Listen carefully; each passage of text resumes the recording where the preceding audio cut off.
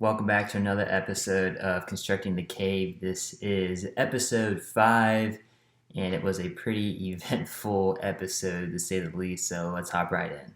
So, after I had put the cabinet back into place next to the TVs, I had to basically unload everything I'd packed into these tubs and get them back into the cabinet. So, that was a pretty quick process. I had a good idea of where everything went, so it didn't take that long once I got them out the tubs. And then I also had stuff on this wedge that I removed in case we ended up having to take out more than what we ended up taking out of the wall. And originally there I had books and stuff, so I had to get the books out of the tub and I put those back on the little wedge in the wall using a bowling pin kind of as a bookend.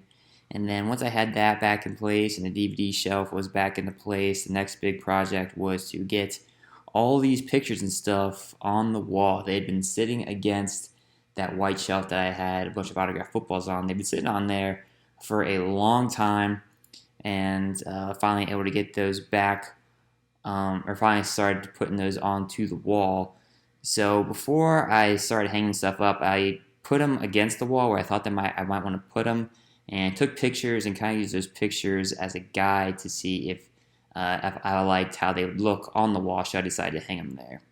So once I had a general idea of where I wanted everything, I consulted with my wife because she has a better eye for design than I do, and she liked what I had in mind. So once that was out of the way, I decided, okay, went out, got some nails, got some other materials, and started hanging stuff up on the wall. Alright, so I started putting some stuff up on the wall based on the pictures that I had taken earlier. So I put Pete Rose up there, and then I put Joe Burrow with the Bengals fan case sign above him, and then the Big Red Machine picture. And then there's kind of a large space in between those, and I found these NKU basketball championship banners, so I decided to hang those up in between the Burrow picture and the two Reds pictures, and I like the way it looks. So yeah, we got some pictures up on the wall. Still got a bunch left to get up on there as well.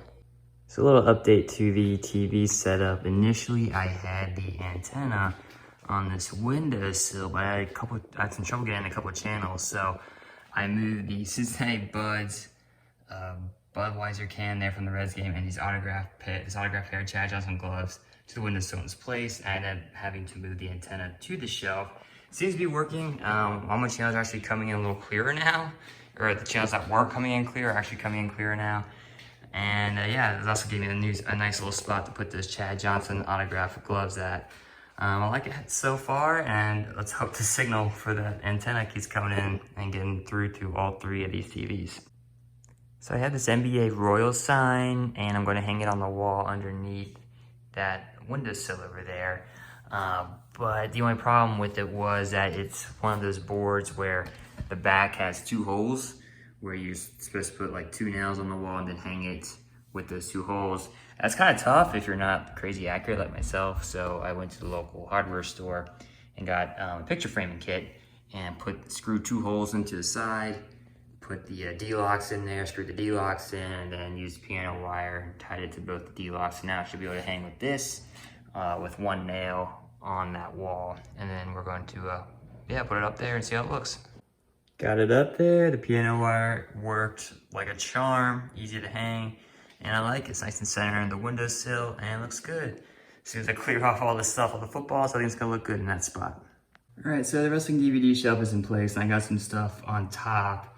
I love superhero movies and stuff, so that's why there's the superhero cups and the Jurassic World lunchbox I have up there, because I like that movie a lot. And then a Bahamas ship my parents got me when I was a kid. My Bengals clock right next to it, and then the Hulk Hogan autograph picture. Made sense to put it next to the wrestling DVDs. Then I had this little wedge. I was able to get my books and stuff back up on there. Use the bowling pin as like a book stop. I might move those because I have plans for this little area. It's kind of like in process. It's fluid right now. So those are staying there for now, but that might change. And then over by the foosball table, we have the Infinity War poster. And then my SC Cincinnati inaugural game commemorative ticket. This is from when they first came to existence, their first ever home game in 2016 when they were in the USL. They gave out these tickets at the end of that game, and then I had mine signed by various players throughout the season. And then the first ever MLS home opener that they had, My wife and I, she was my fiance back then, but we were at that game, and then I put that in the frame along with the ticket. And then over here we had the Pete Rose poster from when he broke Ty Cobb's hit record, the 1990 World Series championship Reds team, and then the grade 8 when they unveiled Joe Morgan's statue outside Great American Ballpark. Okay, so this is like the never-ending water saga in the basement. I had to move the movie shelf again, and this little curio cabinet over here. They're both empty. See the wrestling movie shelf is empty too. Rained really hard last night. Some water came in this little area. So we gotta seal that up before I can put everything back, and then hopefully it's put in place for the last time. Massive shout out and thank you to my brother-in-law. Came over on Sunday, who helped us seal off that little gap in that corner, as well as the rest of this wall down here, just to be safe. We filled it with silicone caulk. It's dry, and now I just have to put back the game shelf, the wrestling DVD case, and this curio cabinet. Okay, so the DVD shelf is finally back in place, as is the cabinet, and I went ahead and put the memorabilia I had in there before and on top, back in their spots. So I think it's be a good time just to kind of show you guys what's exactly in here. So we'll start from the bottom and work our way up. At the bottom, we got some random hodgepodge stuff.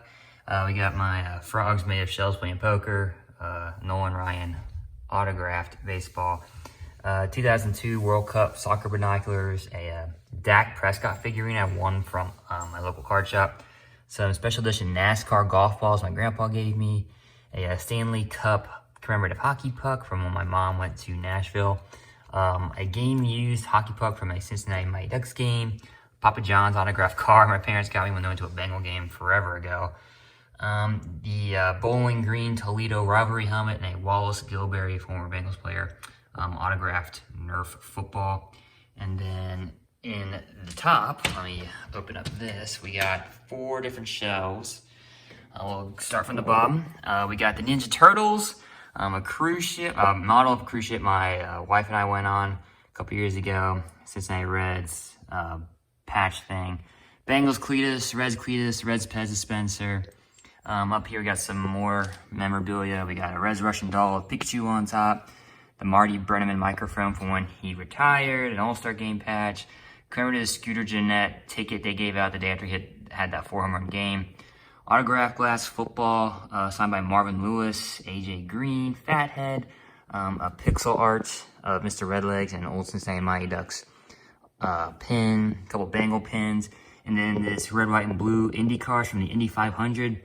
And that miniature NASCAR Jeff Gordon is from the Brickyard 400. My dad went to those with my uncle, and he got me those when I was a kid. We also have Gapper bobblehead. I put him in there because he's not a bobblehead, so he doesn't go with the bobblehead. So I made a spot for him in this little cabinet. Up here we got the statues. We got Pete Rose, Joe Morgan, Sparky Anderson, Joe Nuxall, the 2 Reds Garden Gnomes, the Eric Davis Funko. Behind the statues, we got opening day baseballs. The one on the left from 97, the right's 03, a Reds 5K medal, and then the game used batting practice ball, and then an actual game used ball. I got both of those myself. Then on the top shelf, some of my high school stuff. A collage my mom had made for me when I graduated high school. My days on a track and field team, a class ring, my state championship ring from when we won the state title on the track team, and then my class mug. And on the top, we got a couple of tikis. So we got the Reds totem pole with Bengals totem pole, and then the tiki in the middle I actually got with my wife on our honeymoon when we went to Maui. Got a little Reds and Bengals mini tiki guys, and the Crash Bandicoot hula dashboard figurine. A Super Bowl ball from, I want to say, 2012, 2013, when the Giants played the Patriots in Indianapolis. I actually got to go to the NFL experience that year because our family lives up in Indianapolis, so we went with them. And then Bengals old school football right there. But yeah, that is the cabinet, and that is everything in the cabinet that has been moved in and moved out. Hopefully it's finally moved back in for the final time. And before I get the DVDs on here, I thought I'd show you guys these cans. These are some old RC Cola cans my dad collected when he was a kid, and he gave them to me. They have athletes from the time on there. So we got Bob Boone, Mike Schmidt, Don Gullett, Rod Carew, Tom Seaver, Joe Morgan, Ken Griffey Sr., former Bengal Tommy Casanova, which I had autographed, Davey Concepcion, George Foster, Thurman Munson, Terry Bradshaw, Burt Campaneris, Rocky Bleer, and Hal McRae. This is initially for the shelf in the middle is for CDs, but the cans fit perfectly in there, so I decided to just stick them on there. So because I am an SC Cincinnati fan, I have a bunch of scarves, and scarves play a big role for fans of soccer teams. And I had them in this bag, wasn't really sure what to do with them. I saw a cool idea online where they put their scarves on a towel rack. So I got an over-the-door towel rack today. Unfortunately, the door will only close if I put the rack on the right side of the door. But I have an idea of what I'm going to put on the left side, so that space will not be wasted. But I think the scarves are going to look good hanging from the towel rack, so let's get them up there. All right, so that's what the scarves look like on the door. I got the inaugural FC Cincinnati home opener, and then when Team USA was there on June 9th. And then we have the Seven Hills scarf, and then a USL SEC scarf. And above that, we got another Team USA scarf that I got from the same Team USA match. And then this one, it's for Ryan Guy's Brewery. My sister gave this to me for my birthday. I'm not really sure if it's an FCC scarf, but it has the same colors as FCC, so I just threw it up there. And then with that empty space, I just hung a Bengals pennant of a Bengal helmet, and then a vertical Mr. Redlegs pennant to fill in the space next to the towel rack with the scarves on the door. So next to the Cincinnati Royals sign, I ended up putting I think it's a Tokyo Giants banner my mom got for me when she visited my aunt and uncle in Tokyo. And then below that, the collage my wife made me back when we were still in college of the various articles I wrote for the university newspaper. So between the cabinet and the DVD shelf, we have a picture of Paul Brown Stadium midfield from years ago, back when they actually had the jumping tiger on midfield. Below that, we have the Scott Satterfield. He's the University of Louisville football coach. He signed this poster, and my parents got this for me when they went to a basketball game. I think it was Notre Dame versus Louisville in 2019. And above my work desk, I have a couple more things.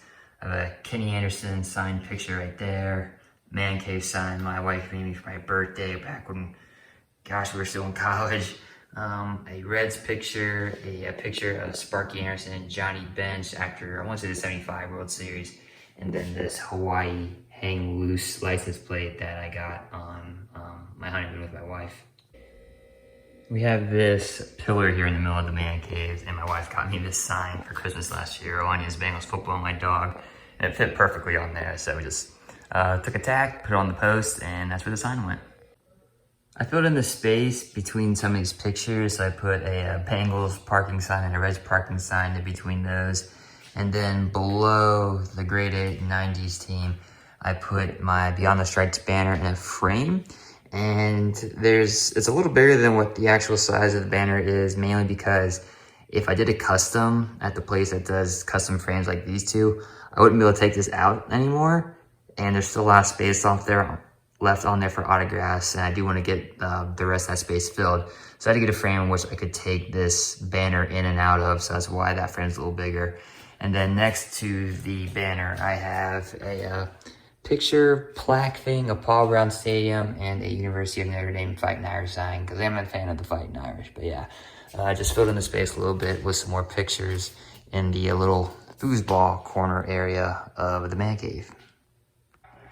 So I have a bunch of pennants in this plastic sleeve here. Gonna pick a couple of them and use the space above the bobblehead cabinets to put some up and possibly get them all the way to that opposite wall right there in the corner.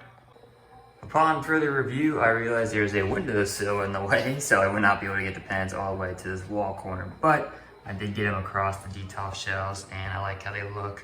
So we have Bengals, a Reds, FC Cincinnati, and the Cincinnati Royals.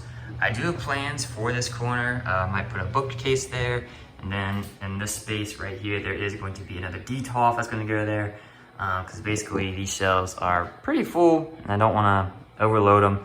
So I'm going to get another detolf soon, put that right there, and I have a couple bobbleheads that I already have planned to go in there once I unbox them. But yeah, that's the pennants. above the top shelves from the Reds flag all the way over to the windowsill. And I like how it looks. I think it looks really nice. And that's all I got for you in this episode. Pretty much able to get everything on the wall, and hopefully the DVD shelf, and the curio cabinet are back in place for the final time. Really getting tired of moving that stuff. But yeah, that's all I have for you. If you like this video, feel free to give it a thumbs up, leave a comment, and subscribe to the channel. Check out my website, cincyfanzone.blogspot.com, and give me a follow on Twitter and on Instagram. Links to all that is in the description below. And as always, guys, thanks for watching.